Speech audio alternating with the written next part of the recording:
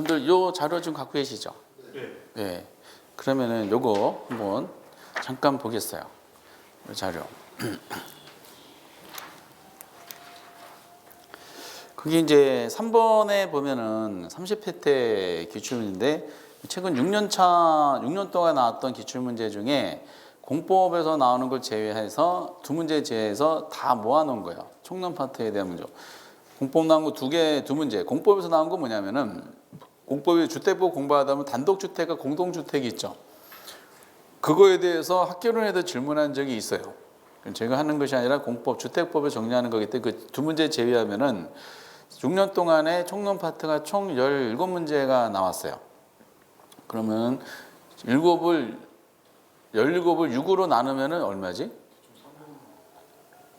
6, 3, 18. 거의 3문제에 육박하죠? 평균 3문제가 나오는 겁니다. 그중에 3번을 한번 보세요. 3. 부동산 개념에 관한 설명으로 옳은 것만 짝지어진 거 돼 있어요. 지금 부동산 학 개론에서 부동산 개념을 논한 거잖아요. 그럼 복합 개념의 부동산이잖아. 그렇죠? 복합 개념의 부동산이니까 별로 법경기 요구를 낸 거죠. 근데 이제 법적인 측면으로는 좀 곤란하니까 밑에 경제랑 기술로 구분할 수 있느냐를 여쭤본 거예요. 근데 거기 다 7개가 제시가 되고 있어요. 그럼 기억을 한번 보면 자산이 나왔죠. 자산은 무슨 측면이야? 자본. 자본이 무슨 측면이에요? 경제지. 그럼 밑에 경제랑 기술이니까 이 기억이 자본이 경제에 들어가야 되잖아요. 그럼 꼭 반드시 들어가야 돼. 그러면은 기억이 안 들어간 4번과 5번은 답이 아니죠. 그럼 1, 2, 3번은 답이 구축이 됐어요. 니은의 소비재 있죠. 소비재도 무슨 개념이야? 경제적 개념이죠. 경제니까 얘 니은도 경제적 개념 들어가야 돼. 그 니은이 없는 3번이 탈락되지. 1, 2번으로 답이 압축이 되는 거예요. 디귿의 공간이 있죠. 공간은 아까 자공유한이니까 뭐다? 기술. 그 기술적 측면에 디귿이 들어가야 되는데 디귿이 들어간 2번이고 1번은 디귿이 없잖아요. 1번 탈락된 거지. 답은 몇 번이다? 2번이 된 거야. 이 정도 수준. 어려워요? 쉬워요? 하실만 하지? 지금은 쉽죠? 근데 이제 책 덮으면 그러나 현장에는 쉬워요. 나머지 거 채워보면은 리을의 생산 요소 나왔으니까 경제지. 경제 들어가고 자연, 미음의 자연은 기술이잖아. 자공이환.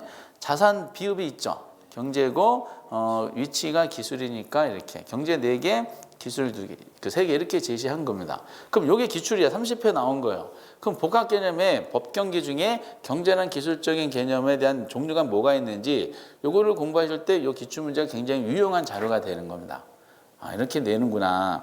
그리고 4번에 보면은 29회 때 우리나라에서 부동산과 소유권에 관한 설명으로 틀린 거예요. 저는 이거 볼 때 황당했어요. 1번부터 5번까지 보니까 이거는 학개론보다는 전부 민법 내용이야. 보세요. 1번의 소유권은 법적인 범위 내에서 토지 사용수익 처분을 할 수 있다. 권리가 있다. 민법의 부동산 토지와 정착물이다. 3번의 소유권이 정당한 이익이 있는 범위 내에서 토지 상하에 미쳐버린다. 토지 소유권은 공시환봉 등기다. 이렇게 나왔죠. 다 민법을 공부하는 겁니다. 그러니까 이런 거를 왜 이렇게 냈는지 모르겠어요. 그런데 어쨌든 1, 2, 3, 4번은 학개론에서 보실 때 그리고 3번에 대한 논리 이거죠. 민법상 개념은 토지와 정착물에 해놓고 5번을 한번 보세요. 아까 정착물은 종류가 몇 개 있다고요? 토지 정착물은 2개. 토지와 독립된 부동산 취급되는 것 요거 하나 하고 토지의 일부로 취급되는 것 2개가 있잖아요. 근데 보기 5번 보면 토지 정착물 중 토지와 독립된 물건으로 취급되는 건 없다 이렇게 되어 있잖아요. 지금 있었어 없었어? 있잖아요. 취급되는 것과 그 종류가 그래서 몇 개? 하나, 둘, 셋, 넷 이렇게 이제 설정이 되는 겁니다. 난이도가 이렇게 복잡하지는 않습니다. 이렇게. 그리고 밑에 5번도 한번 보세요. 이게 이제 올해 나온 문제 33회 때. 자, 저 이거 보고 참 이제 5번 보면은 토지 정착물에 해당되지 않는 거 이렇게 물어봤잖아요. 그러면 토지 정착물이면 부동산이죠. 그럼 아닌 거 물어봤다는 거야. 그러면 정착물이 아니면 뭐예요? 동산인 거예요. 그러니까 정착물이라는 용어를 가지고 부동산과 동산을 구별할 수 있느냐 요거를 제시한 문제다라고 보시면 되실 것 같아요. 근데 거기 1번에 보니까 국어 있죠. 정착물이 아니에요. 그렇죠. 토지 일부에 해당되는 정착 국어 여기 있잖아요. 국어가 뭔지 아시죠? 그거. 그리고 2번에 다년생 식물도 정착물이 아니야. 정착물이지. 여기 다년생 식물. 토지에 이제 자란 식물들이야. 토지에 부착돼서. 그리고 이제 4번에 교량 있죠. 교량. 여기 적어드린 교량. 얘도 종속정착물에 해당되는 맞죠. 그리고 5번에 담장. 담장도 여기 적어드려요, 제가? 돌담. 담장, 돌담 이런 거죠. 그러니까 얘네들 전부 다 종속정착물 해당이 되지. 토지 일부에 해당이 정착물. 근데 아까 가축증이 수목이 있었죠. 이건 뭐 있었어? 동산. 땅에 얘 부착시킨 거 아니라 임시적으로 옮기기 위해서 잠시나마 임시로 식자한 걸 말하는 거지. 얼마나 쉬워. 이게 올해 33번에 1번에 있었어요. 1번. 근데 우리가 작년까지는 보통 시험지가 A형, B형으로 나눠졌었거든요. 근데 올해부터 작년 33회부터는 그냥 A형 하나밖에 없더라고요. 그러면 U형이 하나밖에 없다는 건 무슨 뜻이야? 바로 옆 사람 거 보기가 좋아졌다는 거예요. 전에는 바로 옆 사람 거지 유형이 달라서 이게 번호가 달라요. 어떤 문제는. 그래서 보기가 좀 어려웠는데 바로 옆 사람에 에이스 분이 앉아 계세요. 눈이 좋으면은 시각적으로 왼쪽에서 한 문제, 오른쪽에서 한 문제, 3시 방향에 한 문제, 5시, 7시 방향에 한 문제 해가지고 옆 사람과 봐서 총 4문제를 기본으로 맞출 수가 있었던 거죠. 그렇게 하지 마시고. 근데 여러분들 에이스야. 그럼 어떻게 해야 될까요? 푸시다가. 이렇게 숙여서 풀어요? 아니야. 여러분들은 에이스면 이렇게 하셔야 돼요. 고개를 젖히시면서 1번은 3번이면 3번을 크게 표시하시고 2번에 5번에 5번 크게 표시해서 왼쪽에 있는 사람들이 우측에 있는 사람이 다 볼 수 있게. 다 봤나? 시험지 넘기시고 이렇게 하시면 좋겠어요. 그러니까 이제 그렇게 난이도가 파격적으로 어렵게 못 내고 있다는 게 확인이 됐어요. 우리 옛날 게 더 까다로워. 옛날 지문 중에 이런 게 있어요. 그러면 이제 책에 보면은 정착물의 구분 기준이 14페이지에 나와 있는데 이 말은 정착물이면 앞에 기출에 나왔던 것처럼 부동산이고요. 아니면은 얘는 동산이 되는 거예요. 그러니까 정착물이라는 용어를 가지고 부동산이냐 아니면 동산을 판단하는 건데 이 모의고사에서는요 그 정착물의 구분 기준으로 거기에 나왔죠. 기억에 물건이 부동산 부착된 방법, 니은의 조함이 적응 정도, 디귿 당사자 의도, 리을의 당사자 관계 등이 있다 이렇게 되어 있는데 이거 목차를 암기할 필요는 없어요. 그 박스 안에 있는 것 중에 이제 주요 내용을 보면은 부착 방법하고 당사자 관계를 체크하시되 부착 방법에는 동그라미 2번을 별표를 쳐주셔야 돼요. 별표 쳐주시고 당사자 관계에서는 1번과 2번이 있는데 1번만 시험에 나왔어요.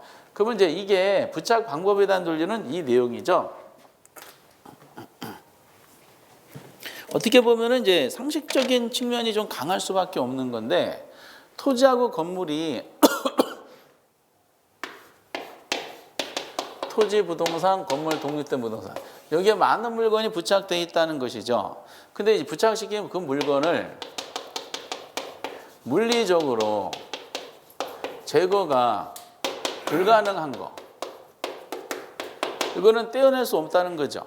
그럼 이거는 부동산과 운명을 같이 하는 거니까 이건 뭘로 봐야 돼? 정착물이 되는 거야. 그 시험에 안 나온 거지 이게. 동그라미 2번만 나온 건데 물리적으로 제거 가능한 거. 그럼 이걸 뭘로 봐야 돼? 그렇죠. 물리적 제거 가능한 거 동산이라 하면 틀려요. 정착물이라 하면 또 틀려요. 그러니까 이건 이럴 수도 있고 저럴 수도 있기 때문에 이게 시험에 나온 겁니다. 이게 물리적으로 제거 가능하다 그래서 모두 다 동산으로 보는 것은 아니라는 걸 유념하라. 그럼 뭐냐? 이 단어가 키워드죠. 효용 또는 이제 유용성 또는 기능. 그러니까 물리적으로 제거시켰을 경우에 제거당한 그 부동산이 있죠. 부동산의 효용 또는 기능 면에서 영향을 미치면서 물리적으로 제거 가능하다. 이건 떼어낼 수가 없는 거죠. 이건 뭘로 본다? 정착물로 보는 거야. 근데 아무런 이런 면에서 영향을 미치지 않으면서 물리적으로 제거된다. 그럼 이거는 제거해도 관계가 없다는 뜻이죠. 그럼 뭘로 본다? 동산이 되는 거야. 그래서 상황에 따라 우리가 한다 그랬어요. 옛날에 이거 할 때 이제 변기를 예를 들었는데 그 남편이죠, 남편. 남편분은 정착물이라 그랬어요, 동산이라 그랬어요, 집에서. 응? 따져본다 그랬죠, 따져보는 거. 집에 계신 분이 남편을 물리적으로 제거시켰어. 근데 나의 효용적인 면은 영향을 미치면서 제거된다? 그 떼어낼 수 없는 정착물 남편이고 관계없네. 그 뭘로 봐? 동산 남편이 되는 거야. 저는 뭐라 그랬죠? 거의 집에서? 그 동산이라 그랬어요.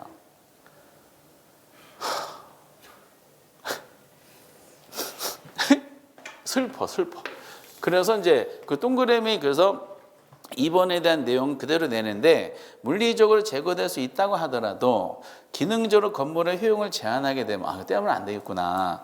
그 물건은 뭘로 본다? 정착물로 간주한다. 이렇게 되는 거죠. 뭐 예를 들어 수도꼭지 뭐 이런 것들이 해당이 되겠죠. 그리고 당사자 관계 논리는 1번만 시험에 나왔는데 먼저 임대인과 임차인 이거는 어떻게 보면 상식적인 내용이죠. 그 임대주택에 대한 설정이니까 여기에 많은 물건이 부착이 돼 있을 거 아니에요. 임대 기간 동안에. 근데 부착된 그 물건만 보서는 이게 정착물이냐 동산이냐를 모르죠. 그럼 뭐 어떻게 해야 돼? 그럼 누가 설치했느냐 따져보라 그랬어요. 당연히 임대인이 설치한 것은 본인 부동산에 본인이 설치한 거니까 이거는 정착물로 보는 거죠. 그렇죠. 종속 정착물이 될 것이고, 근데 이거를 이사하면서 임차인이 설치한 물건이 있을 거 아니야. 임차인이 이사하면서 본인이 설치한 뭐 비대라든지, 그럼 이거를 뭘로 보라? 동산이 되는 거야. 근데 기출문제 딱 한 번 뭐가 나오냐? 임차인이 설치한 물건은 부동산으로 보는 게 원칙이다. 이렇게 나온 적이 있었어요. 이렇게. 그 단순한 거야. 얼마나 쉬워. 근데 뭐 시험에는 나오지 않았지만 원서에는 이런 질문도 있다고 그랬어요. 임차인이 설치한 물건은 임대기간 동안 부착될 때는 설치되어 있겠지만은 결과적으로 동산을 보는 게 원칙이라고 그랬는데 이 동산이었던 임차인 정착물이 이 부동산 정착물로 바뀔 수도 있나요? 바뀔 수 있다 그랬어요. 대신 이때는 임대인과 합의가 일어나야 되죠. 임차자가 본인이 설치한 물건을 이상할 때, 임대기 끝나 이상할 때 가져가야 되잖아. 임차자가 가져가지 않고 건물의 일부를 하겠다라고 의사표시했더니 임대인이 맘대로 하라 그랬어요. 그러면 이거 뭐가 된다? 부동산 정착물로 다음 임차자 관계에 해당되는 거지. 그러니까 임차자가 그동안에 이사하면서 집에 박은 못 있죠. 못 길이가 얼마죠? 한 3m 되지. 그래서 안방에서 옷을 걸기 위해서 못을 딱 박아서 거실을 뚫고 건너방까지 갔어요. 이거를 한 200개 박았어. 임차자가 이사가면서 제가 박은 못이 있는데 이걸 건물에 일부 하겠다 의사표시했어. 집주인이 정확하게 모르고 마음대로 하세요. 그랬어요. 그럼 이거 뭐가 된다? 정착물 내서 그 다음 임차가 들어왔을 때 기겁을 하죠. 귀신의 집인가? 아마 이렇게 될 겁니다. 등등등. 그런데 그 밑에 동그라미 2번은 아마 모의고사에서 가끔 강사님들이 내는 것 같은데 이거 매도인과 매수인 간의 관계니까 이거는 매매 관계죠. 그렇죠? 매매 관계. 그럼 부동산이 매도인이 있고요. 매수인이 있어. 그럼 부동산을 양도하는 계약서를 작성한 거죠. 그러니까 토지하고 건물이 넘어가는 양도계약 작성한 거야. 그 만약에 정착물이면요. 정착물이면은 양도 대상에 포함이 될까요? 그 양도 대상. 양도 대상에 포함이 되는 것은 뭐다? 정착물이 되는 거야. 토지 건물이 넘어갔으니까. 그럼 결국 누구 것이 돼요? 매수인 것이 돼요. 그럼 양도 대상에 포함이 안 되는 것은 매도인이 본인이 살던 집에 본인이 물건이라는 뜻이죠. 그러면 이거 양도에 포함이 안 되는 것은 뭐가 돼요? 동산이 되니까 이 사람 본인 거니까 가져갈 거 아니야. 그렇죠? 이거는 뭘로 본다? 매도자에게 남게 된다는 거야. 이거는 이제 양도 관계인데, 근데 이게 그 매매 관계에서 이제 점유하려고 매수자가 왔는데 거기 나온 게 이거죠.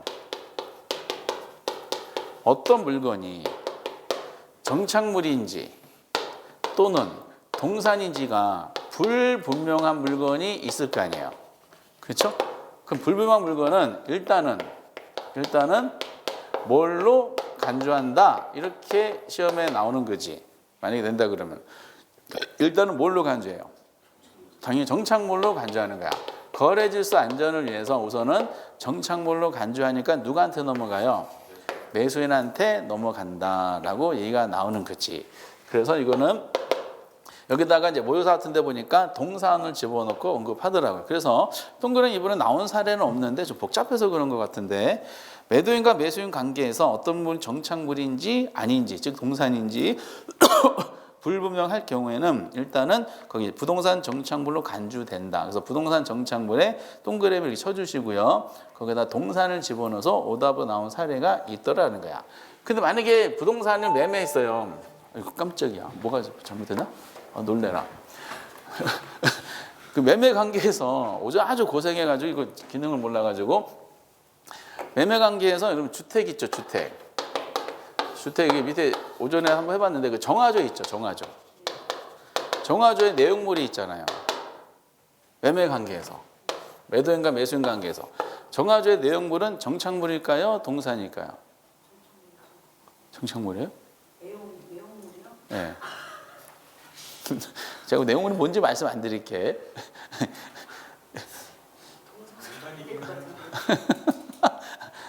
이거를 만약에 정착물이라 그런 문제가 있잖아요.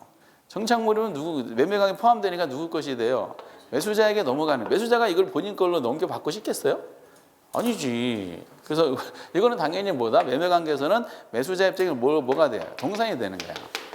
동산이 내가 매도자에게 남게 된다는 거니까 매도자도 본인이 이사 가야 될 집이 있죠. 이사 갈 그 공간에다가 이걸 본인 거 가져가야 되지. 가끔 손님이 온 곳은 손님 거 빼고 이제 가져가겠지, 본인 것만.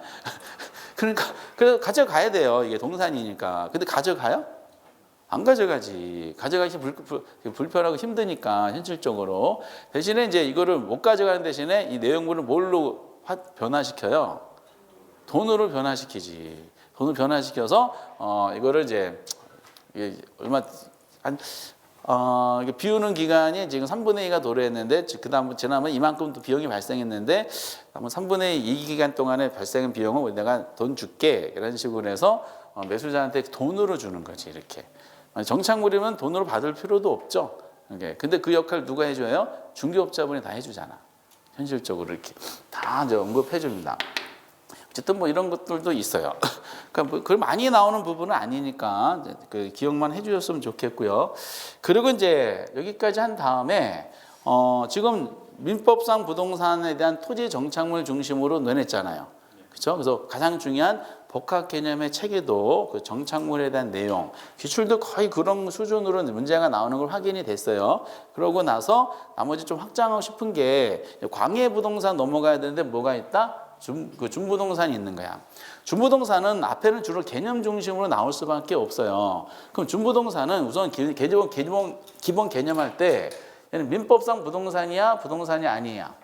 당연히 아니지. 당연히 민법상 부동산은 땅하고 정착물까지가 민법상 부동산이니까 준부동산, 민법상 부동산 아니야. 근데 준부동산에 해당되는 그 물건의 성격이나 관리 입장에 봤을 때 준부동산 하면은 가장 중요한 키워드가 하나가 등장하죠. 무슨 단어? 무조건 개념 나오는 거. 공시방법. 공시방법. 등기 또는 등록이라는 공시방법을 갖출 필요성이 있는 특정한 물건이 되는 거야. 근데 준부동산 개념할 때 등기 또는 등록이라는 공시방법이라는 이 단어를 안 집어넣고는 절대로 개념 정의를 못 만드는 거죠. 이렇게. 그러면서 특정한 이제 그 종류 등이 이제 밑에 나열이 돼 있죠. 종류 중에 보면은 특정한 이제 동산이 해당이 되죠. 그리고 자동차, 건설기계, 선박 20톤 이상, 항공기는 얘네들은 부동산이에요, 동산이야? 당연히 동산이지. 동산이요, 동산. 근데 이제 이게 동산으로 놔두면은 내가 조금 관리 입장에서 좀 곤란한 일이 발생했다 그랬죠. 민법 보면 이제 다시 보면은 무주물이라고 있어요. 무슨 말이죠? 주인이 없는 물건을 말하죠. 근데 물건이 아이고 깜짝이야. 물건이 두 개가 있잖아요. 부동산 아니면은 동산. 주인이 없는 물건이 부동산이야. 누구 거다? 국가 거. 주인이 없는 물건이 동산이야. 누구 거죠? 주순 사람. 그러니까 선점자라고 그랬죠. 그러니까 얘네들은 동산이에요. 자동차를 보면 자동차를 선점의 대상이 되는 동산으로 방치하면은 주인이 없는 물건이다. 그러면은 사회 경제 질서가 굉장히 혼란해질 우려가 있죠. 그러면 자동차 운전석 못 비워요. 못 비운다 그랬죠. 운전 비우는 순간에 그 자동차 뭐가 된다? 무주물. 그러면 이제 비었네. 그래서 앉아 있으면은 그 사람 주인이지. 그러니까 이런 점유자라 그러죠. 운전사 하는 사람. 그 점유자를 이 소유자로 보기가 좀 곤란하지 않느냐. 토지처럼 토지 위에 서 있는 저 점유자를 토지 소유자냐? 아니죠. 그 등기 명의인이 소유자로 간주되는 거기 때문에 여기 보신 것처럼 얘네들을 그 특별한 관리 입장에서 조금 이제 물건의 성격에서 특별한 관리가 필요성이 있지 않겠는가. 그래서 얘네들을 공시의 방법으로 등기 등록을 좀 필요한 거죠. 그래서 자동차도 자동차 등록증에 이제 명의인이 주인이지 운전사가 있는 사람이 주인이 아니다는 걸 한 거죠. 그러니까 얘네들의 개념이 동산이었는데 얘가 부동산처럼 취급을 하게 되면은 포인트가 공시가 나올 수밖에 없어요. 그리고 이제 이게 공장재단, 광업재단이 있죠. 얘네들은 동산과 부동산이 결합한 내용입니다. 얘네들도 종류 기억하셔야 되는데 그 두 가지 스타일이었더라고요. 하나는 개념을 낼 때 준부동산이란 하면서 지문을 길게 다 써주지도 않아요. 짧게 내. 짧게 하면서 키워드가 공시. 두 번째는 그 부동산 개념을 설명하면서 예를 들어 자동차를 언급했죠. 자동차는 경제적 개념에 해당한다. OX.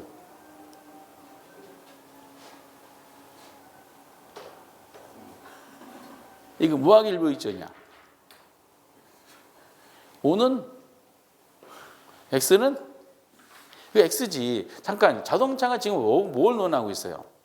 준부동산이잖아. 지금 뭐 하고 있는지 잘 보셔야 돼. 그러니까 결국 이 문제예요. 여기 보면 자동차, 건설기계, 선박, 항공기, 공장재단, 광업재단 뭐 이런 게 있잖아요. 그럼 여기에 해당되는 거야. 그러니까 묶어놨잖아. 그럼 자동차는 준부동산 종류네, 준부동산은 광해부동산이네, 얘보다 법률이란 뜻이지. 그러니까 이 자동차를 이제 경제적 개념을 이렇게 묶어서 언급을 합니다. 그리고 이 문제입니다. 복합 개념의 체계도 내용이야. 그래서 근데 이렇게 또 많이 내진 않지만은 그래서 공시 방법이란 걸 알아두시고 종류를 나열하면서 이렇게. 근데 감정평가사 시험에서 언제더라? 2017년인가 18년도 보면은 야 거기는 기가 막히게 내대. 우리가 선박은 20톤 이상이잖아요. 예를 들어 이렇게 내더라고요. 예를 들어 15.5톤 선박. 너무 지저분하지 않아요? 와, 어쨌든 그렇게 해도 낸 경우도 본 적이 있었어. 20톤 이상을 말합니다. 그럼 이게 다만 이 나중에 감정평가에서 얘네들이 살아나. 그러니까 준부동산 있죠? 얘네들 전부 다 뭐가 되냐? 전부 감정평가의 대상이 돼요. 그래서 교재 맨 마지막에 나오게 돼요. 자동차는 뭘로 평가하고 건설 뭘로 평가하고 전부 다 준부동산 종류는 감정평가의 대상이 된다 이렇게 돼 있죠. 교재 특징에 보면은 페이지 이제 15페이지. 근데 얘는 중개 대상이 되기도 해 준부동산은. 근데 자동차, 건설기계, 선박, 항공기는 부동산 중개업법상의 중개 대상물이 돼야 안 돼. 얘네들은 안 돼. 왜 안 돼? 동산이니까. 중개업 부동산이 중개 대상물의 원칙이잖아요. 근데 공장재단하고 광업재단 중개 대상물이 되나요? 돼요. 얘네들은. 중개 대상물이 되는 경우도 있고 안 되는 경우도 있는데 감정평가에서는 전부 다 감정평가의 대상이 된다. 이건 나중에 논하도록 하겠습니다. 이렇게. 별건 없습니다. 준부동산은 그렇게 많이 나오는 건 아니니까. 그 다음에 이제 복합부동산의 네 번째 주제지. 복합부동산은 아까 전에 보셨던 복합개념부동산이 있죠? 그거를 이제 단어상을 헷갈리게 만드는 역할을 하는 것 같아요. 복합부동산은 우리가 간단한 내용이야. 얘는 부동산하고 그냥 부동산이 합쳐진 거를 우리 뭐라 그런다? 복합부동산 이렇게 돼요. 그러면 가장 대표적인 부동산 하면 뭐가 있어요? 토지. 그 또 하나 대표적인 부동산 하면 아까 정착물 중에 토지와 독립된 정착물이 뭐가 있어요? 건물이 있었잖아. 그렇죠? 건물. 그럼 얘네들은 따로따로 부동산이기 때문에 따로따로 독립된 거래 객체가 되죠. 그 독립된 거래 객체가 되는 토지와 건물 등이 따로따로 거래가 되는데 복합 부동산으로 완성시키기 위해서 가장 키워드가 이거죠.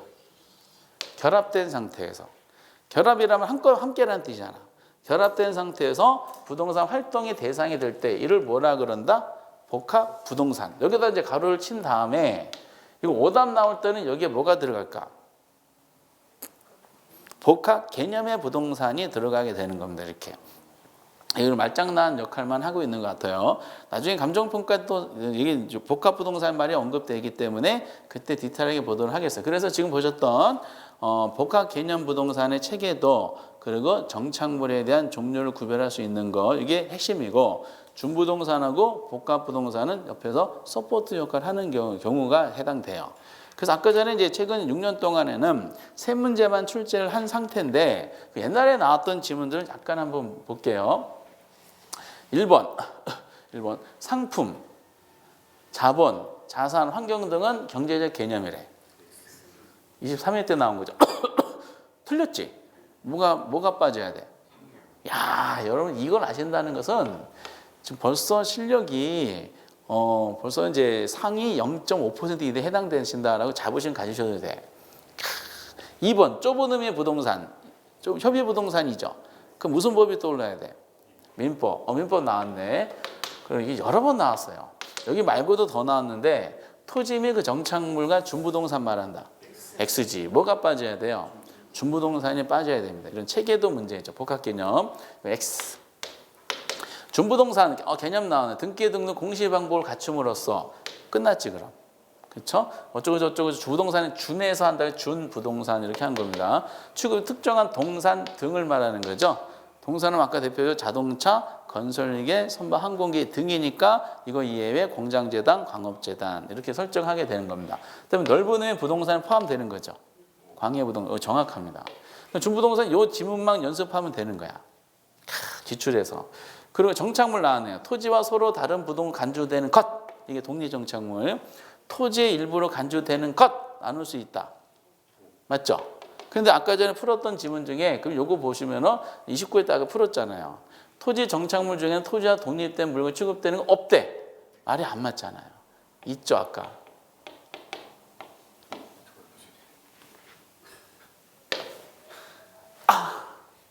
그래도 오전보다는 다행이네. 쭉쭉 올렸어. 있다 이렇게 하는 거죠. 수준은 이 정도예요. 그리고 아까 이제 구분 기준은 진짜로 안 나오는데 한 2번 정도만 나왔어요. 6번 제거해도 건물의 기능 및 효용의 손실이 없이 부착된 물건이에요. 그럼 얘는 제거해도 돼요, 안 돼요? 제거가 된다는 뜻이잖아. 제거에 문제가 안 된다. 가치가 훼손이 안 된다. 뭘로 봐야 돼? 동산. 그치?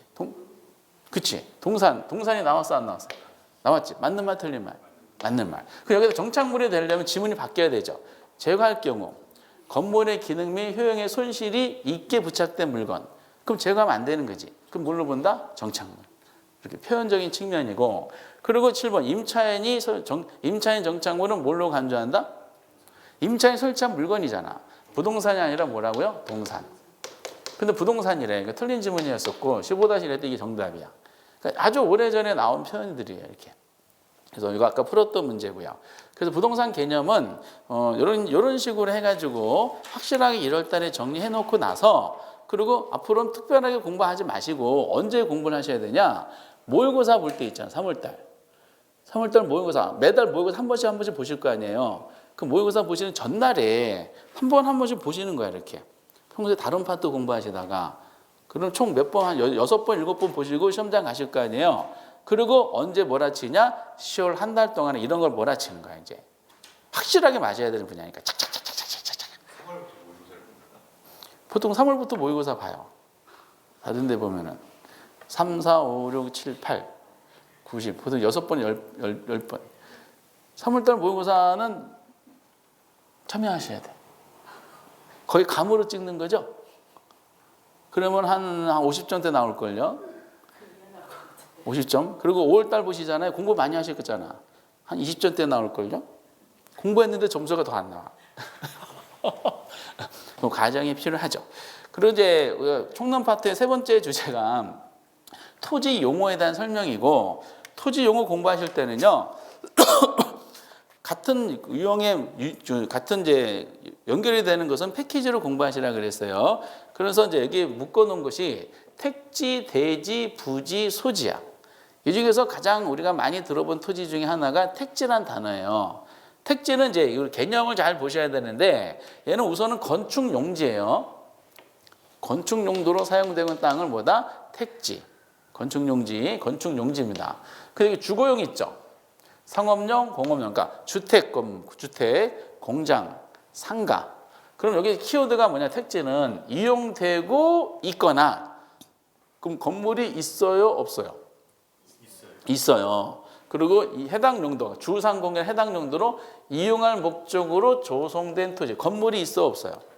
아직은 없지. 근데 건축 용도로 지금 조성된 빈 땅이죠? 이걸 뭐라 그런다? 택지가 되는 거야. 그래서 이거 뭐 올해 1월달 딱 한 번 하고 멈추지 않았는데, 택지는 그래서 이미 건물이 들어선 땅 택지, 이거를 지라 그래요. 그리고 이제 건물을 지을 목적으로 조성된 빈 땅이 있죠. 건물은 없지만은 앞으로 건물 지을 빈 땅이니까 이거 나 대지 이렇게 됩니다. 그래서 우리는 포괄적이를 건축 용지다라고 얘기하게 돼 있어요. 그래서 그 표현들 요 내용을 저 1번처럼 이제 쭉 설명하게 되는 겁니다. 이렇게. 그런데 이 동그라미 이번 부분은 택지는 건축법상 용어인 대지와 유사하다 그랬죠? 그럼 대지는 한자를 잘 보셔야 돼. 요 대지하고 택지는 유사한 개념이에요. 이 택지는 우리가 굳이 따지면은 감정평가상의 용어고요. 요 대지는 건축법상 용어인데 대자의 아랫변에 무슨 단어가 있어? 아랫변에, 대자의 아랫변에. 그쵸, 아랫변에 흑토자가 있죠. 요 대지. 흑토자가 있어요. 그래서 흑토자가 있는 요 대지는 건축법상의 용어인데 택지와 유사한 건축용지다라고 생각하시면 되실 것 같아요. 그래서 이렇게 택지를 먼저 잡아놔야 돼. 보통 개념 중심으로 나와, 이렇게. 그런데 그 다음에 보세요. 부지란 말이 있죠. 부지는 뭐라고 표현한다? 일정한 용도죠. 일정한 용도로 사용되고 있는 또는 제공되고 있는 바닥 토지. 이걸 뭐라 그런다? 부지라 그래요. 그러니까 어떤 용도로 사용되고 있는 밑에 있는 토지는 전부 다 포괄적으로 부지라고 쓸 수가 있어요. 그래서 부지라는 개념이 가장 넓은 개념이지. 이렇게. 그럼 부지 안에는 택지만 있는 게 아니죠. 택지 안에 있다가 나머지 비택지인데 하천 용도로 사용된 바닥 토지 하천 부지라 그랬죠. 철도용 사용 바닥 토지 철도용 부지. 농업용 사용되고 있는 바닥 토지 농업용 부지. 그러니까 어떤 용도에다가 바닥 토지 붙이면 전부 다 부지라고 할 수가 있는 겁니다. 그래서 가장 넓은 개념이라 그래서 우리는 뭐라 그런다? 포괄적인 용어라는 표현으로 마무리가 되는 거지. 포괄적인 용어 이렇게. 그래서 부지하고 택지 이렇게. 그리고 이제 세 번째 토지가 거기 이제 뭐가 나와 있죠? 소지가 나와 있지, 소지. 소지는 택지 또는 대지죠. 택지 또는 대지 등으로 개발되기 이전 땅. 개발되기 전 땅을 뭐라 그래요? 소지다라고 얘기를 하게 되는 겁니다. 그러니까 소지는 이제 자연 상태 그대로 이용하고 있는 땅이야. 그래서 여기 표현된 것처럼 그 다음 주제 소지. 소세지. 대지 등으로 개발되기 이전에 자연적인 상태 그대로 토지를 우리가 소지 이렇게 돼요. 이게 소지는 법률상의 용어로 쓰기도 하더라고요. 예를 들어서 여러분 한국토지주택공사 있죠. 한국토지 LH가 가끔 가다가 택지 분양을 해요. 택지 분양을 하는데 택지 분양가가 있을 거 아니에요. 거기 공식이 있어. 법에 보면은 택지 분양가를 어떻게 적혀져 있냐면은 이렇게 되더라고요. 소지 매입 가격, 개발되기 이전 땅 매입 가격 있죠. 플러스 토지 조성비, 뭐 개량비 이런 걸 막 들어가. 그리고 일반적인 부대 비용 들어가요. 그리고 이게 택지 분양가가 나오더라고요. 이게 법에 규정된 공식이야. 그러면서 이제 조성비 개량 뭐가 들어가는 이거는 개별적인 내용이고 그 택지 등으로 개발되기 이전 땅. 이 소지, 자연상태 그대로 땅. 그래서 우리가 법에도 이 토지란 용어가 있더라라고 보시면 됩니다. 그래서 지금 몇 개 있어요? 우선 3개. 택지, 대지 같은 개념을 보면은 택지, 넓은 개념, 부지, 그리고 뭐 소지. 우리 기본적으로 몇 개 하셔야 되냐? 많지는 않아요. 한 18개 정도만 하시면 돼. 18개 많은 거야, 적은 거야? 아, 뭐가 많아요? 집에서 식사하실 때 그 밥이 있죠. 밥 개수가 몇 개예요? 밥알 개수가. 엄청 많잖아. 그거 다 드시니까 우리는 이거 다 소화하실 수가 있어요. 그래서 택지, 부지, 소지 이렇게. 그런데 그 다음에 부수적으로 같이 꼽사리 껴서 논할 것이 이거죠. 그렇지. 우리가 이제 아까 대지 있었잖아. 대지.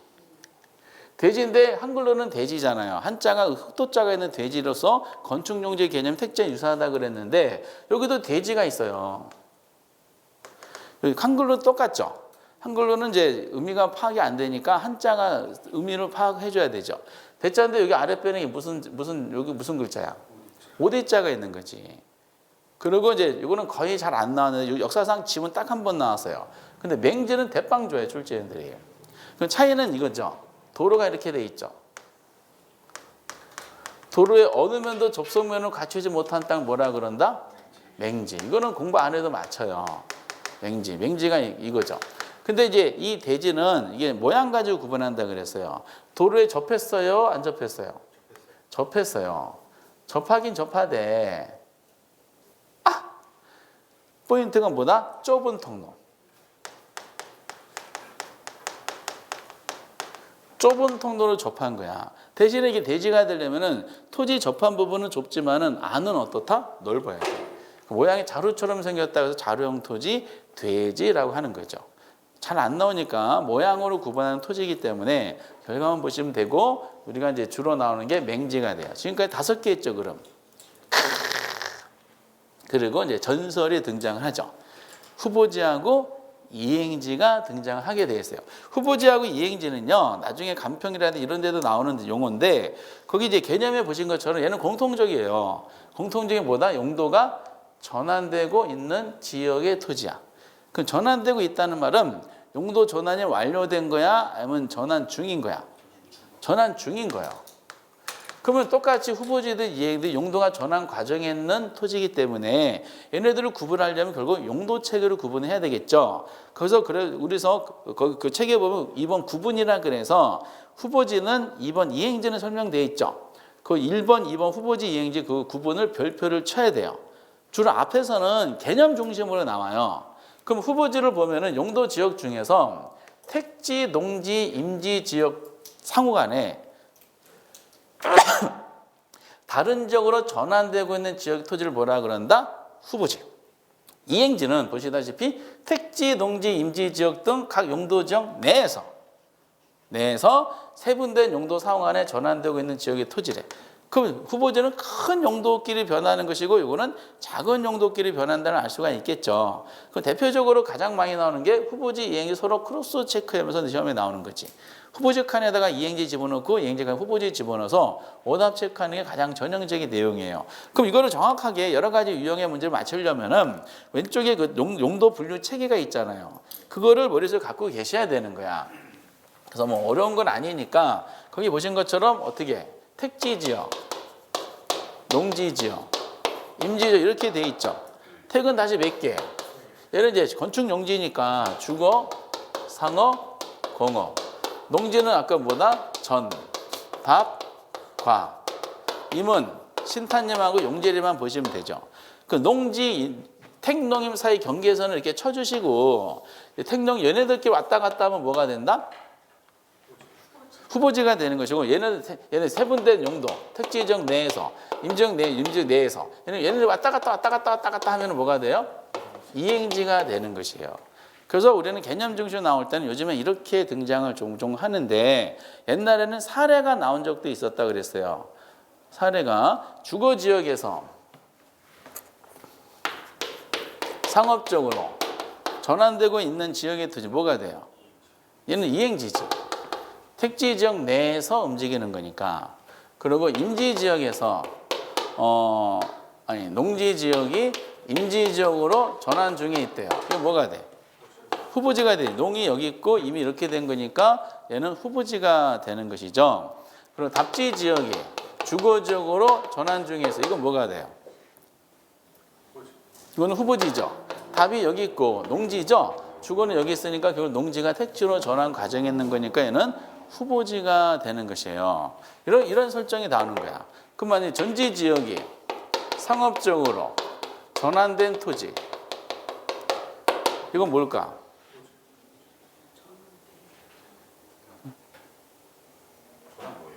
전환된.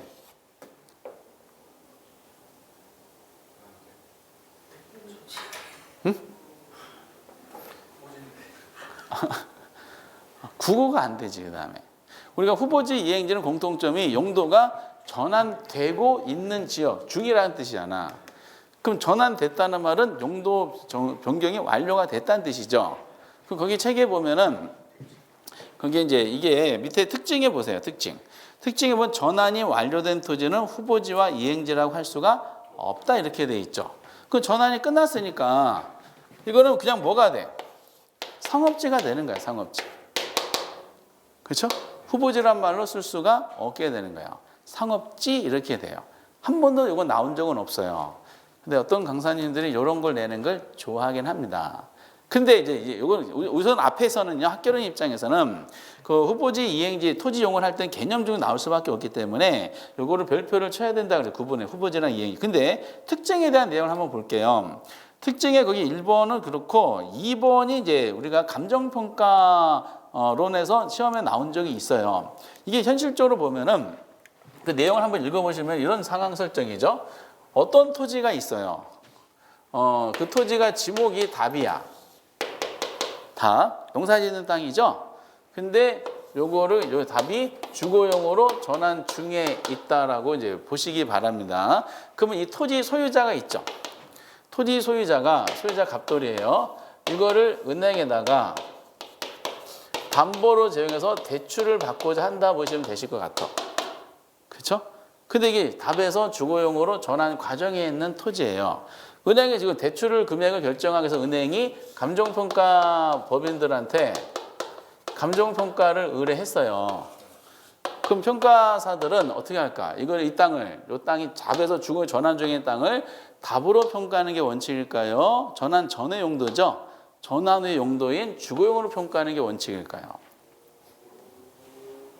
만약에 이거를 법률적으로 용도 전환 과정에는 후보지 이행지 같은 경우를 감정평가할 때 법적으로 원칙을 정해주지 않잖아요.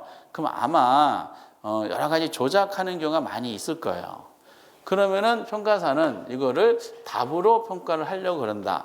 한번 예를 들어보세요. 근데 의뢰인 입장, 그 토지 소유자 입장에서는 답으로 평가받는 것보다 주거용으로 평가받는 게 훨씬 더 대출 금액이 많아지겠지. 그 불이 나게 은밀하게 밤에 찾아올 거 아니야. 평가사를 찾아오겠지. 정문으로 들어갈까요? CCTV 없는 아주 은밀한 데로 들어갈까? 은밀하게 들어가겠지. 그 사람이 가지고 갈 때 뭔가 들고 가겠지. 뭐 들고 가요? 사과 박스.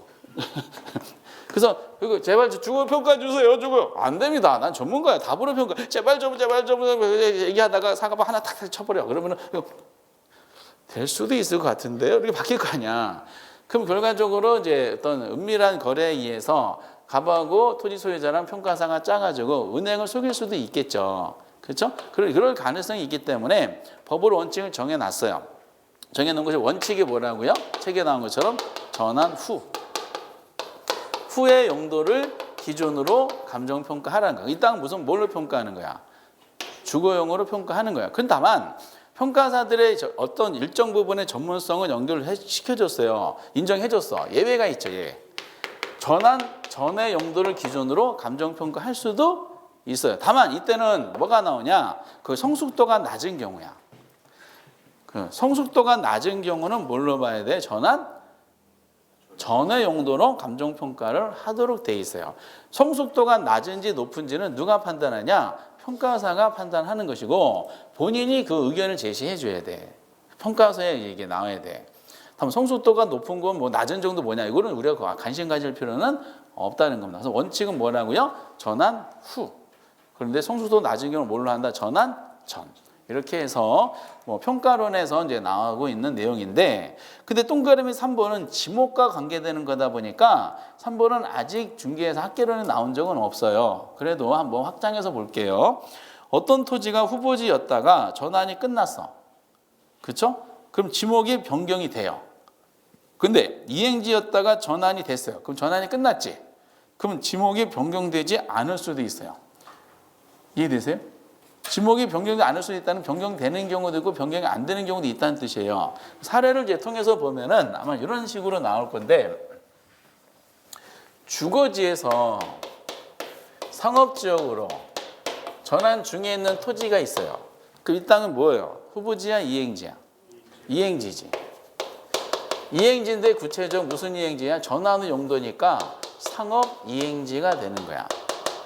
근데 용도 전환이 완료가 됐어요. 완료가 되면 이 땅은 뭐가 돼요? 그쵸? 이행지란 말을 쓸 수가 없다 그랬죠? 후보지란 말. 그냥 상업지가 되는 겁니다. 그럼 용도는 변경됐어, 안 됐어요? 변경됐죠? 그럼 지목. 지목은 바뀌었을까, 안 바뀌었을까?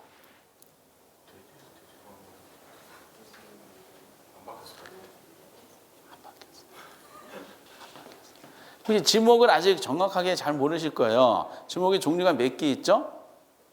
1번 28개, 2번 87만 개.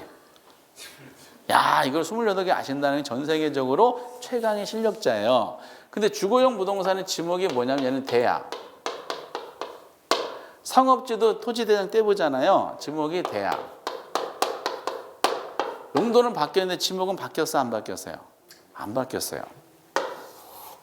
주거지에서 공업적으로 전환 중에 있는 토지가 있어요. 얘는 이제 뭐죠? 후보지야, 이행지야? 이행지지.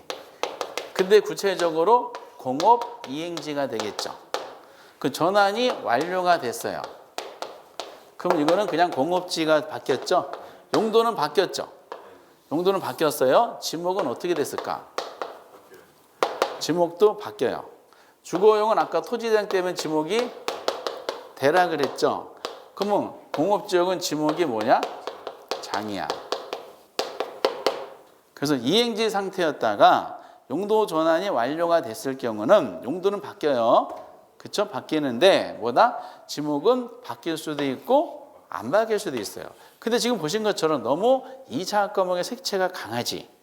그러니까 학교론에 대한 토지 용어적인 측면하고 그러면서 지목이라는 요소를 결합을 시켜서 아직은 까다롭게 출제한 사례는 없어요. 이렇게. 물론 옛날에 문제 보면 그냥 28개 지목에 해당되지 않는 거 이거를 거기 공시법에 내야 되는데 학교론에 나온 적도 있긴 한데 나중에 논리입니다. 이렇게. 그래서 거기서 이제 그래서 처음에 하실 때는요. 그 개념에서 구분 요것만 별표를 잘 쳐주시고 그런 특징에 대한 논리는 해당되는 분야가 나왔을 때 그때 정리하면 돼요. 아직은 이 특징에 대한 내용이 한 번도 나온 적은 없어요. 개념적인 측면. 그리고 이제 우리가 또 하나 전설이 있죠. 먼저 필지 획지부터 한번 볼게요. 페이지 18페이지 보면 필지랑 획지가 있어. 이거 너무 어렵게 복잡하는 수준까지 가지 마세요. 이게 자주 나오는 내용인데 필지 하면은 여러분들 이제 민법이라든지 공시법 같은 걸 공부를 많이 하시다 보면 필이라는 단어가 너무 익숙해질 거야. 토지 거래할 토지 단위가 뭐야? 한 필, 두 필, 세 필 막 이러잖아. 그러면 필지 나올 때는 키워드를 잡으면 돼요. 우선 키워드가 뭐가 키워드야? 아니, 소유권. 소유권이 우선 키워드가 되는 거죠. 내 땅, 소유권. 그러니까 소유권이니까 얘는 법적인 개념이에요? 아니면 우주적 개념이야? 그래서 법이 나오는 거야, 법. 법적인. 이게 굉장히 쉽죠. 그리고 법적인 개념이고 소유권이 미쳐버리는 범위와 한계로서 하나의 지번을 가진 토지 최소 등록 단위. 두 번째 키워드가 뭘까? 등록 단위예요, 등록 단위. 이게 두 번째 키워드가 되는 거지. 그렇죠. 그 등록 단위는 우리는 뭘로 등록해? 토지 등록할 때 지번으로 등록해요? 아니면 제곱미터로 등록해? 지번으로 등록하지. 등록 단위 지번이 있잖아요. 지번 그래서 지번. 근데 옛날에 이걸 기출해 보면 여기다가 등록 단위를 해야 되잖아요. 이거를 면적 단위라고 나온 적이 있어요. 면적 단위는 아니죠. 면적 단위 아니라 뭐라고요? 등록 단위. 이걸 살짝 면적 단위로 바꾼 것은 지금까지 모의고사 등에도 나옵니다. 강사님들이 문제를 내요. 가장 전형적인 내용은 뭐겠어요? 이게 무슨 단어다? 필지잖아. 그럼 필지가 아니라 이렇게 적어놓고 뭘로 표현하는 게 일반적일까? 획지. 두 가지가 쌍두마차니까. 그래서 소유권 나오고 등록 단위 나와가지고 이런 거를 이제 말이 변했는지 안 변했는지 이 정도만 보시면 되는데 제가 굳이 안 해드려도 다른 과목에서 아마 자세하게 다루게 될 겁니다. 획지. 이 획지에 대한 논리를 보다 보면은 획지는 키워드가 뭘까요? 획지. 무조건 획지 나오면 가격이 떠오르셔야 돼. 가격대가 이렇게 나왔죠. 가격 수준이 비슷한 일단의 토지 이렇게 나와. 일단의 토지는 뒤가 핵심이 아니고요. 가격대가 비슷한 일단의 토지. 그래서 연예계 있죠. 연예계. 전에 한번 예를 들었던 연예계에 보면은 원빈, 정우성, 소지섭 더 쳐줄까? 송중기 더 쳐줄까? 누구 쳐줄까요? 이병헌. 이병헌 연기 잘하죠. 이병헌. 여기 누가 있을까? 김덕기가 있는 거예요. 그 충무로 해서 이 사람들은 몸값이 어떻게 돼요? 가격대가 비슷해요. 그치? 6명의 존재라서 6필지겠지만은 결과 몸값은 얘네들이 하나로 묶여지죠. 이 사람들 하나의 획지가 됩니다. 가격, 포인트가 있어 가격이야. 가격대가 비슷한 일단의 토지라고 합니다. 일단의 토지란 말은 여러 말이 다른 데서 막 나와요. 이게 포인트가 아니라 요거 가격. 때문에 가격 나기 얘는 경제학적 개념이 아니면 철학적 개념이야. 그렇죠. 가격 나왔으니까 얘는 경제학적 개념이지. 그리고 우리가 가격을 구체적으로 다루는 시험 분야가 있어요. 부동산 학에서. 그게 뭐냐면 감정평가야. 그래서 획지는 감정평가상의 용어다라고 합니다. 감정평가상의 용어. 그래서 나중에 감정평가가 관련되는 법률에 보면 거기는 획지란 단어를 많이 써요. 획지. 전설의 토지, 획지. 이렇게 필장 획지. 그래서 단어 가지고 연결시켜 주시지 이거를 두 가지 토지의 관계를 아주 복잡하게 엮어가지고 막 내는 것은 모의고 사용해요. 강사님들이 굉장히 본인의 존재감을 부각시키기 위해서 굉장히 까다롭게 내는 강사님들인데 현장에는 그렇지 않아. 용어는 용어에 국한시켜서 나옵니다. 이렇게 전설이죠. 그리고 나서 여기까지 지금 몇 개 토지 했냐면은 지금 아까 택지, 부지, 소지, 맹지, 자료용 토지, 돼지, 후보지, 이행지, 필지, 획지 몇 개 했어? 9개 했어. 우리는 기본 최소 몇 개까지 하셔야 돼? 18개. 그 절반이 벌써 도래한 거예요. 언제 절반 도래했어? 순식간에. 절반이 도래하게 된 겁니다. 그러고 나서 나머지 이제 나지, 건부지, 공지 등도 하나에 묶어서 보셔야 되겠지. 이 중에 제일 중요한 토지 용어가 뭘까? 제일 중요한 거. 나지 개념이 제일 중요해요. 나지. 나지는 근데 법에 명시가 돼 있기 때문에 나지 용어를 잘 잡으셔야 돼요. 나지가 페이지 17페이지에 그 나와 있죠. 나지는 이게 보면은 우선 두 가지 개념으로 이제 잘라내셔야 돼요. 법적인 용어니까 나지는 토지에 건물 기타 정착물이 있어요, 없어요? 건착물이 없어. 그러니까 빈 땅이라는 뜻이지. 근데 이거는 누구든지 다 우리가 판단할 수 있어요. 중요한 건 그 다음이에요. 지상권 등 토지의 사용식을 제한하는 무슨 권리? 사법상 권리야. 이게 체크. 사법상 권리가 설정된 거, 설정되지 아니한 거. 설정되지 아니한 토지지. 그럼 공법상 권리는 어떻게 될까? 있을까 없을까? 있어요. 공법상 권리는 다 있다고 보셔야 되고 나중에는 정착물이 없으면서 사법상 권리가 설정되어 있지 아니한 토지 우리는 뭐라 그런다? 나지. 이렇게 돼요. 나지. 그대로 이제 법에 규정된 거 이렇게 기억하시고 그러면 나지랑 비교되는 땅이 무슨 땅이라고요? 건부지죠, 건부지. 정착물이 있는 거겠죠? 그러면 나지가 있을 것이고, 나지, 빈 땅이야. 그러면 건부지는 토지 위에 뭐가? 건부지. 토지 위에 건물이 부착된 땅을 우리가 건부지겠지. 그 건부지 개념 우리가 별도로 암기할 필요가 없어요. 왜냐? 우리가 부지라는 단어를 이미 공부하셨죠.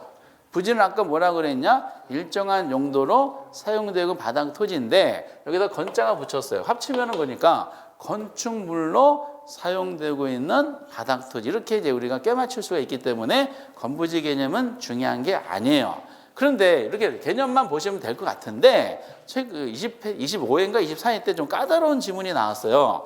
건부지 동그라미 2번에 보면은 뭐라고 되어 있냐? 건부지는 건물 등이 부지의 체유용이 적합하지 못하는 경우에 나지에 비해 체유용이 기대가는 낮음으로 감정평가할 때 나지 가격보다 낮은 게 일반적이다. 그렇죠? 나지보다 가격이 낮은 게 일반적이래. 뭐 때문에 그럴까? 건물 때문에 그런 거야. 건물이 부정적 영향을 미친다는 거죠. 그래서 이거를 뭐라 하냐? 건부 감가다라고 얘기하는 거예요.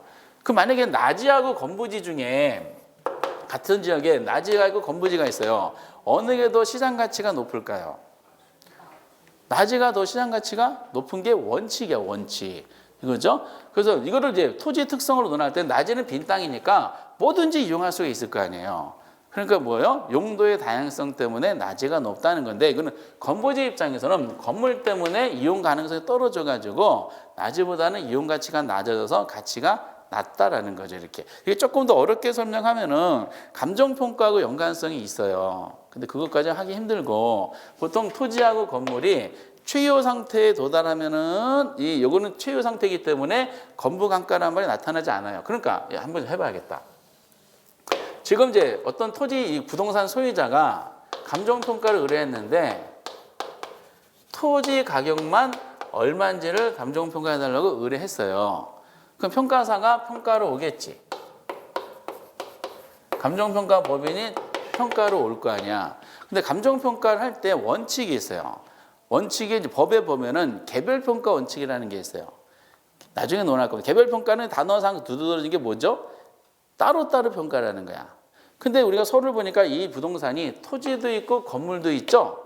근데 토지, 건물을 따로따로 평가하는 게 뭐다? 원칙이야. 근데 또 하나 원칙이 있어. 또는 원칙이 현황 기준 평가라는 게 있어. 현황 기준 평가라는 건 뭐냐면은 이용 상태 그대로 평가라는 뜻이에요.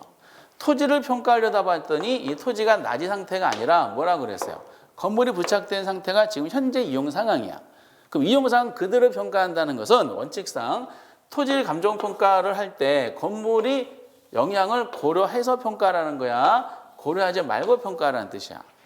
그렇죠. 건물이 있는 상태 그대로 평가해야 되기 때문에 건물의 영향을 고려하면서 평가하라는 뜻이에요. 근데 건물이 토지 가격을 구할 때 부정적인 영향을 미치는 경우가 있겠죠. 이걸 건부 감가라 그러고 건물이 토지 가치에 긍정적인 미치는 경우가 있겠죠. 이거를 건부 증가다라고 얘기가 되는 겁니다.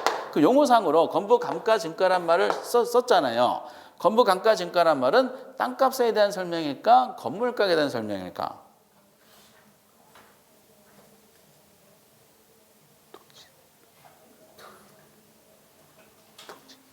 토지 가격에 대한 설명이죠. 지금 무슨 뜻이냐? 건물이 부착돼 있음으로 인해서 토지 가격이 떨어지는 것을 감가. 건물이 부착돼 있음으로 인해서 토지 가격이 높아지는 것을 증가. 이렇게 우리가 논해요. 이 건부 감가가 원칙이다라고 보시면 돼요. 왜 그러냐면은 이 토지 부동산 이 개발업자들이 토지하고 건물을 예를 들어 신축할 때 있잖아요. 신축할 때는 그 당시 법하고 주변 환경을 고려해서 아마 최요 상태로 건물을 지었을 거야. 그래서 그때가 아마 10층 정도 될 겁니다. 예를 들어서. 근데 30년 정도 지났다고 가정하세요. 여기 수많은 권리관계가 있겠죠. 여기에. 그렇죠? 그런데 주변의 환경이 바뀌었어. 법도 개정이 됐어. 주변 환경이 지금 이게 도시화 되면서 막 100층짜리 막 들어서 주변은 다 100층짜리, 200층짜리, 1억층짜리 막 이런 건물들이 막 들어서 그 이런 걸 개발을 할 수 있는 것은 즉각적으로 개발이 가능한 것은 뭐예요? 낮이잖아, 낮이. 그러니까 낮에는 이렇게 실현할 수 있기 때문에 그 당시 법의 가장 최후 상태에 도달할 수 있는 건물 지을 수 있기 때문에 얘는 가치가 높아요. 근데 이런 옛 건부지는 건물 때문에 이런 바로 즉각적으로 개발하기가 힘들잖아. 그렇죠? 그러다 보니까 건물이 개발하는데 저해 요소가 되기 때문에 건물이 토지 가격에 부정적인 영향을 미치는 거죠. 그 건부 감가가 나오는 거죠. 그럼 거꾸로 집에 계신 그분 입장에서 여기 붙어있는 여기 꼽살 붙어있는 김덕기 그분한테는 저는 건부 감가라고 그분이 인식할까요? 건부 증가라고 인식할까? 증가? 감사해요. 지금까지 너무 감가를 인식을 해요. 그래서 다만 건부 감가를 표현할 때는요. 거기 단어가 다시 읽어보면은 건물 등이 부지의 최요 이용에 적합하지 못하다는 거야. 그럼 토지하고 건물이 균형이 안 맞는다는 거죠. 어울리지 못하게 이용한다는 거야. 시대적 변화에 의해서. 그 낮이에 비해서 최요 이용 기량이 낮으므로 감정평가할 때 낮이의 값이 낮다 그랬죠. 이건 뭐라 그런다? 건부 감가다. 되게 어려운 개념인데 한 번인가 나왔어. 건부 감가라는 단어가. 낮이 건부지 나왔을 때. 그러고 나서 같은 세트물로 논한 게 공지예요. 공지할 때는 얘는 낮이 개념이야? 건부지 개념이야? 공지는 건부지 개념이에요. 그럼 그 공지에 나오면요. 건축부는 건폐율 등이 나와야 돼. 용적률도 같이 나오는 경우가 있죠. 얘는 이제 이내 한 필지 대지 면적 중에서 건축물의 바닥면을 제외한 토지를 말하는 거지. 얘는 건부지 개념이죠. 그 토지가 대지 면적이 이렇게 있잖아요. 건축물이 있죠. 바닥 면적을 제외한 빈 공간. 요거를 우리가 공지다라고 얘기가 되는 거지. 공지. 종종 나옵니다. 공지에 대한 논리는. 만약에 건폐율이 완화가 됐대요. 우리나라에서. 그럼 다른 거 일정하다 가정할 때 건폐율이 완화되면은 이 공지 부분의 면적은 커질까 작아질까? 작아지겠지. 이렇게. 그리고 건폐율 등이 강화돼서 법적 규제 강화되면 어떻게 될까요? 이건 그 면적이 늘어나겠지. 그렇죠? 그래서 건폐율이 만약에 100%면 어떻게 될까? 공지가 사라지지. 토지에 붙어가지고 건물 질 수가 있죠. 옆에도 건물 짓겠지. 건물과 건물이 붙어 있겠지. 괜찮죠? 이거 한번 실현해 봤으면 좋겠어. 그래서 이런 식으로 나오는 겁니다. 그래서 지금까지 토지 용어를 다시 한번 복습해 보면은 택지, 넓은 개념 부지, 개발되기 땅 소지, 그리고 단어상으로 비슷한 거, 근데 의미는 다른 거 돼지, 돼지보다 더 많이 나오는 맹지, 그리고 전설적인 토지 두 가지 조합이 있죠. 후보지 이행지하고 필지 획지. 그 나지 비교되는 거 건부지, 건부지 안에 있는 거 긍지. 12개죠. 순식간에. 얼마나 재밌어. 그러고 나서 거기에 페이지 이제 18페이지에 보시면은 5번에 최근에 이제 이게 25위부터 갑자기 이제 대세가 돼 버렸던 법지, 빈지, 포락지가 있다 그랬는데 요거 세 가지 공부할 때 무슨 땅을 기준으로 정리하시라 그랬는 거 기억나세요? 무슨 땅을? 빈지. 빈지를 중심으로 세 가지 땅을 정리하셔야 돼. 그러니까 빈지랑 법지를 비교하시는 습관 길러주시고 빈지하고 포락지를 비교해 주셔야 돼. 다만 법지랑 포락지는 아무런 관계가 없어요. 빈지, 법지, 빈지, 포락지 이렇게 해가지고 세 가지 땅들을 보시고 바라고요. 33회 때 또 여기서 정답이 여기서 또 나왔어. 참 지겹게 정답 나오는 파트입니다. 조금만 이제 주무셨다가 한번 해도록 하겠어요.